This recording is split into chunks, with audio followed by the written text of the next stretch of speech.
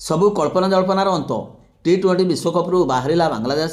ଏହାପରେ ଏଥିରେ Scotland entry ମାରିଛି। ଗତ କିଛି ଦିନ ହେବ ଭାରତରେ ହେବାକୁ ଥିବା ଟି20 ବିଶ୍ୱକପ୍ ଖେଳିବାକୁ ନେଇ ମନା କରିଥିବା ବାଂଲାଦେଶକୁ ନେଇ ଏବେ ଆଇସିସି ଅଫିସିଆଲ ଘୋଷଣା କରିଦେଇଛି। ଆଇସିସି ଘୋଷଣା ଅନୁସାରେ ଏହି ମେଗା ଇଭେଣ୍ଟରେ ଏବେ ବାଂଲାଦେଶ ସ୍ଥାନ ନେବ ସ୍କଟଲାଣ୍ଡ। ଏହି ଘୋଷଣା ପରେ ଏବେ ଟି20 ବିଶ୍ୱକପ୍ରୁ ବାଦ୍ ପଡ଼ିଛି ବାଂଲାଦେଶ। ସୂଚନା ମୁତାବକ 7 ଫେବୃଆରୀରେ ହେବାକୁ ଥିବା ଟି20 ବିଶ୍ୱକପ୍ରେ ସ୍କଟଲାଣ୍ଡ ଭାଗ ନେବ। ଏହା ଭାରତ ଏବଂ ଶ୍ରୀଲଙ୍କାରେ ଆୟୋଜିତ ହେବ।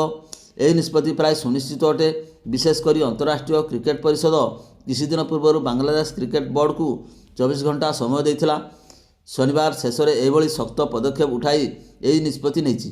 ବାଂଲାଦେଶ ଦ୍ୱାରା ଶୁକ୍ରବାର କରାଯାଇଥିବା ପ୍ରେସ୍ କନଫରେନ୍ସ ଏବଂ ଆଇସିସିକୁ ନେଇ ବ୍ୟବହାର କରାଯାଇଥିବା କଡ଼ା ଭାଷା ପରେ ହିଁ ସ୍ପଷ୍ଟ କରିଛି ବ୍ରିଟିଶ ଦ୍ୱୀପପୁଞ୍ଜର ଉତ୍ତର ପଶ୍ଚିମ ୟୁରୋପୀୟ ଦେଶ ସ୍କଟଲାଣ୍ଡ ବାଂଲାଦେଶର ସ୍ଥାନ ମିଳିବା ସ୍ପଷ୍ଟ ହୋଇଯାଇଛି।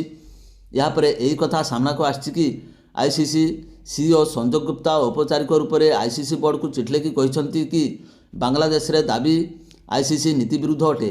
ଆଇସିସି ବାଂଲାଦେଶକୁ ଭାରତରେ ଖେଳିବାକୁ ନେଇ ନିଜ ବିଚାର ଉପରେ ପୁନର୍ବିଚାର କରିବା ଲାଗି ପର୍ଯ୍ୟାପ୍ତ ସମୟ ଦେଇଥିଲା।